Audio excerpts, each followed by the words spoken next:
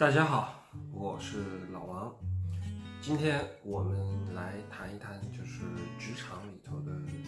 一些技巧。就是在工作大概有6-7年的时间里头，就是经过管理团队啊，然后项目管理这些，是有很多心得想跟大家分享，也希望能够帮助到大家。废话不多说，我们现在开始。首先，我们第一个来谈一谈，就是这个，最基本的人际之间沟通的一个，就是我们自己的过滤器的问题。谈到这个过滤器啊，我们讲的就是我们自己的观点和现实之间的区别。接下来我给大家看几幅图，然后你们自己在大脑中思考一下，就是这几幅图里头到底画了些什么。好吧，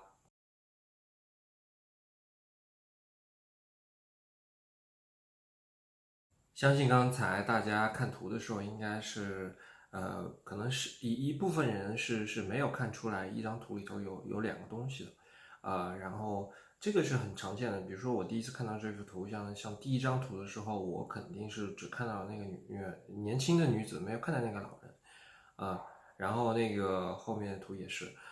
这几幅图呢，只是一个很有趣的实验，就是主要是为了告诉大家，就是大家的思想里头想到的东西和现实里头它实际的客观状况是有不一样的。我们其实，在很多的会议啊，还有就是很多的跟别人的一些讨论中，大多数情况下都是很在意自己的一个观点一个思维，而你就是错误的如果是说你们的沟通进行不下去，很有可能就是你们错误的认为对方也理解你的观点，也是站在你所认为的客观事实上进行的一场讨论，但很多时候其实不是这个样子。就比如说，你现在在一个项目上，然后你需要从另外一个部门要抽调几个人过来做这个项目，这个项目很重要，对公司的利益就是特别的重大。那么在这种情况下呢，你的那个需要抽调的那个部门呢，他拒绝了你。那么你肯定一下子就肯定就很不爽嘛。那么你可能需要跟他们沟通。那么你的观点，当然我说比较简单的例子，你的观点就是说我的项目很重要，然后我需要就是从你的团队抽一些人过来，因为我的项目可能比你整个团队其他的项目东西都重要，而且这个是公司上层就觉得这个重要，所以你没有理由不支持我的项目，对吧？这是一个很简单的一个观点，但是可能对方部门呢，他们正好遇到了一个就是开支上的一个危机，他们的事情本来就很多，然后他们人手不够，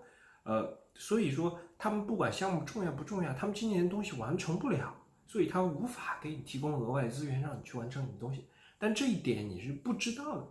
所以说，如果你直接跟对方的部门进行沟通，然后需要抽调人手的时候呢，你可能就会遭遇到一些困难。那么我们就在说，就是自己的过滤器这个问题上，我们就需要把别人的那个门打开，然后告诉对方你的需求，这个时候呢，你就是需要比较聪明的话去理解对方的那个这个局限呢，就是 constraints，然后他自己需要的他的点在哪个地方，如果你能弄清楚他的痛点，那么你们很有可能就是能打造一个要不一个 compromise 的一个结局，要不就是一个双赢的一个结局，这样都是不差的。OK，好，这是我们说到的第一个这个过滤器的问题。好，我们现在来谈一个工作里头大家文化的问题。文化是跟你自己的过滤器是相关的。那么我们谈的文化主要是谈就是各个国家之间不同的文化。如果你是在一个国际企业工作的话，或者是说你工作的人来自同一个国家的不同地区的话，你都还是需要考虑到这个文化差异的存在。为什么呢？你比如说，我们谈到印度人。如果你跟印度人说，你说你这个事情可不可以在3天内完成，那么印度人不会告诉你说我不行，即便这个事情他做不到。为什么呢？在印度文化里头，如果你说 no 的话，很多情况下是一个很丢脸的事情。就跟中国人一样的，就是你不说，哎，我借钱，我可能口袋里没钱，但是我不会说啊，我不借给你，但是我可能说，哎，我现在，我过2天或者什么的，就是说，或者是说，好的时候我可能兜里没钱，吃一桌饭我要买单，虽然说我其实手头比较紧，应该是喊朋友买单，但是很多情况下可能是你的朋友啊，跟你一起争着要买单，就是关于面子的问题，这个东西可以讲很多啊，但是就是说工作里头也是存在的。那么你对于这种情况下，你应该怎么跟你的印度同事交流这个项目上能不能完成的问题呢？你应该问他，你说这个项目比较紧，你觉得什么时候这个东西可以完成？你给一个开放式的问题去给他，然后让他来给你回复。如果是他说我不知道，你有什么建议的话，那你可以问他周五之前。我们想要交，你可以问他，你有没有可能这一周完成？这也不是个好问题啊。OK，我给的例子不是很好，就是你一定要给一个 open 的 question 去给别人，然后让对方来回答。对于像印度这样的同事，我们再讲一个文化上的例子，就是我不知道是不是真的，但是也是朋友跟我说，他说你如果是跟日本人交流，那么日本人交流的话，就是我说一句，我说一段话以后，我需要停顿。然后让你再说一段话，你再停顿，然后我给的停顿的这个时间越长，代表我越尊重你。这个不知道是不是真的，但是你比如说在欧洲的国家，你像意大利的话，这个中间是不需要有间隙的，就是我说完马上你说，你说我说，或者说在中国领导跟下属说和下属跟领导说，这个都不一样。所以就是说你在跟你的文化不同的人交流的时候，像说话方式上，这个都需要改变。如果说你没有注意到这一点，或者是有的时候你忽略了，有可能你们就会有一个不和谐的一个这个可能会有一个冲突啊。你比如说一个日本人，如果是在这种情况下跟一个意大利人交流，意大利人就会觉得哦，你停顿这么久，你不尊重我。那日本人就会说啊，我停顿这么久，你没有停顿，那你不尊重我了，对吧？所以这个事情就是一个很有趣的事情，就大家得慢慢去揣摩。所以我们讲到这个点是关于文化的事情，大家在工作里头啊，就是如果细心的朋友可以多去了解对方是怎么说话的，然后你根据对方的出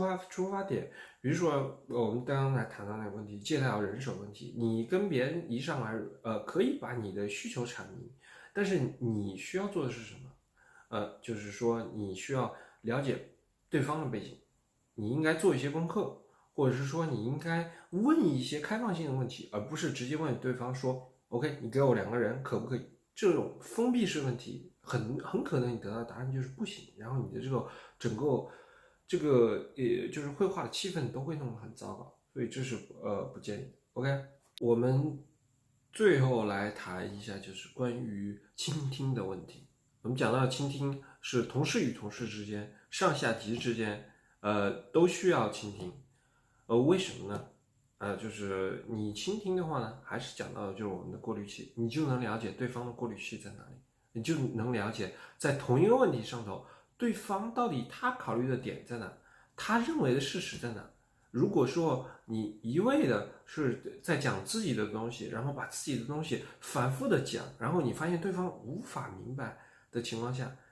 你不做出改变，你不去倾听对方的观点的话，我觉得你们是不会达到一个很好的效果。这个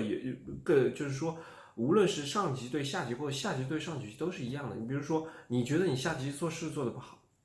然后呢，你下级呢再谈一个什么问题啊？你下级再谈他孩子病了的问题。那么你说他做的事情做不好，他说他孩子病了，那么你们在讨论的事情虽然说是一个事情，你觉得他在找借口，他觉得上司不关心他，那么你们是达不到一个成果的。这种情况下，你应该去了解他的主要痛点是什么。他的孩子病了，是说他需要休息，还是说他需要每天工作时间减少？那么你们其实就是说你们很多时候你要去了解对方以后，然后你能找到一个平衡点，这样的话我们才能进行下一次沟通。OK，所以倾听这个事情很重要。然后倾听再次强调，就是倾听是为了了解对方对一个客观事实的一个看法，然后了解对方的过滤器，从而然后得到自己的理解，然后你如果有一些你自己观点，你再把它糅合到一起，然后你再给对方看对方能不能做出一个比较积极的反应。然后呢，最后我们讲的一个问题就是，我们在特别是说英文的时候，大家很可能说到一个事情，就是我可能 I appreciate what you just said, but 就是你比如说，哎，我觉得你说的东西很对哈，但是我这里还是有个点。其实当你说出但是的这个时候，你前面东西等于都没说，就别人就觉得都是屎哈，就是没有意义的，这个大家都懂了。所以有的时候在语言技巧上的时候，你也是就是不要用转折，尽量不要用转折。如果是说你前面的积极的时候，一定要积极到底，然后你再接上用 and 或者是说然后呢，我觉得呢有一些什么东西要补充，我还给一点建议，就是说你在前面说一些奉承话也好，就是说一些感谢的话也好，尽量的具体一点。不要是为了奉承而奉承。如果是你觉得真的没有什么东西对方是好的，那你找个别的话题说。因为你如果是只是说，哎，我觉得你说的很好啊，我有我的观点，然后你把你观点推出来的时候，其实是说人家观点没有任何好的地方，这个也是不好。所以你尽量的是找到人家真的是说的对的，你支持的地方，把这个观点把它铺开，夸奖别人以后，然后你再加自己观点，这样比较真实。好。今天我们就跟大家聊到这里，我们今天主要谈的就是这个职场的关系中的这个我们自己的过滤器，希望对大家有帮助。如果你们有一些关于职场上的问题，也可以给我留言，然后告诉我你在工作里头发生了什么问题。我希望我的经验能够帮助到大家。欢迎订阅我的频道，谢谢。